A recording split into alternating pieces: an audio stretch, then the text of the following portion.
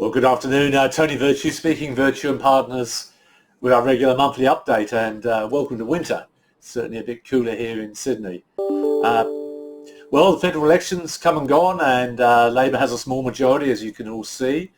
Probably not a bad thing from a business perspective. There wasn't a big difference between the parties as far as tax went, business went. So markets are taking that in its stride, and they've probably got other things to worry about at the moment. Namely inflation. That is probably the big name of the game. Have rates peaked?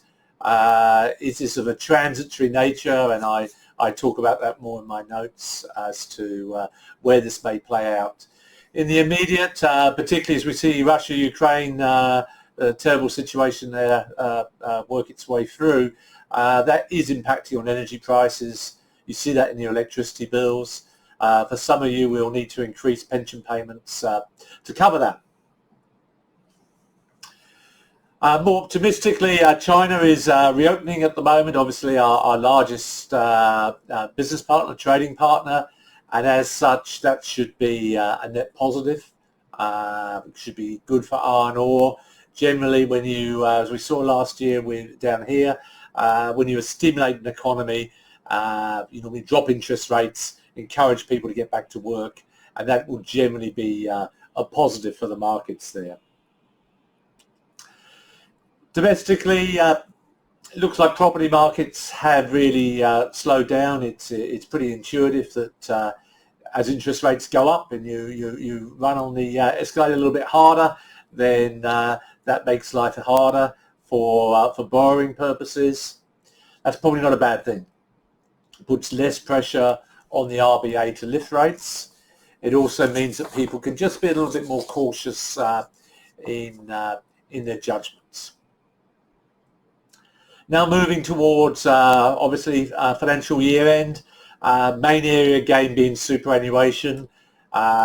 Just to remind you, you can put in $27,500 from work-related activities, $110,000 from your own resources.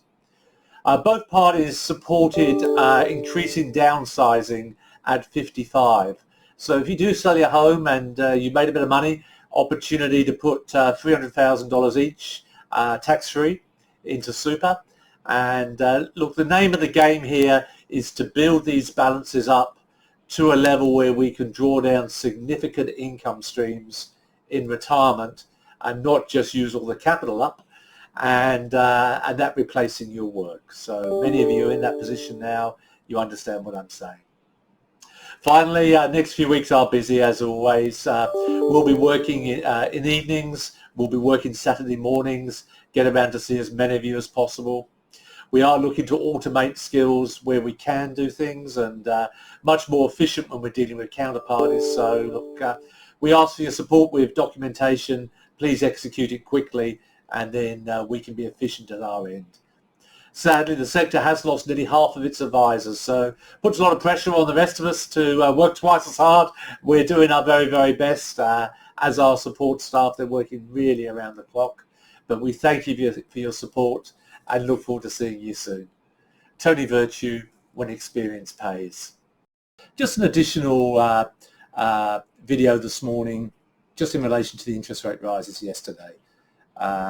This is in addition to our normal communication. I felt it was probably appropriate just to share a few words and how this is likely to play out. The RBA had been really behind the curve as far as lifting interest rates, and what we saw yesterday was really, I guess, two monthly rates in one, just to really catch up with where the market felt they should have been. In the immediate, while it's a bit of a shock to the system, it's the first time in 22 years they've lifted 50 basis points, we're still robust. And I think you can expect that, a bit like getting a dose of the flu, one or two hits with a strong potion, antibiotic, dare I say, is needed just to fix things. In the immediate, it will be a bit of a shock to the system. We can see that it's impacting some stock prices today. What to do? The first thing is obviously not panic. We are very cashed up here and we're holding additional money in cash. There are good buying opportunities coming through. At the same time, inflation may not go as hard as the market is indicating at the moment. We are seeing some deflationary matters coming through, and the matters in energy, partly relating to the Ukraine-Russia circumstance, is likely to abate as that matter comes to a conclusion. Those of you with rising variable interest rates, do talk to us. We are doing what we need to do with the banks to make sure that they're competitive with their rates, and we're needed to make changes. For the retirees, term deposit rates will go up. Annuity rates have gone up significantly. This means that the rate of return we can get for you now is much higher than the government deeming rate of 2.25, which has been set for the next 2 years. So very much a double-edged sword. For those who've borrowed money, it will be tougher. Those of you with growth shares, particularly international shares, it will be harder. Those of you looking for steady income streams in Australia, this will become easier. We can get more certain returns, and we will be de-risking portfolios as we need to. The next 3 or 4 weeks are incredibly busy. The amount of paperwork we have to get through now is unfortunate, and it is really slowing down the advice process. As I mentioned in other videos, we have a new government now with a majority who are committed to cutting back this red tape, and so just bear with us. We'll be working right around the clock, right up to year end, and again into July, to make sure that the portfolios are well set to protect you in the future. Do feel free to ring me personally if you have any concerns.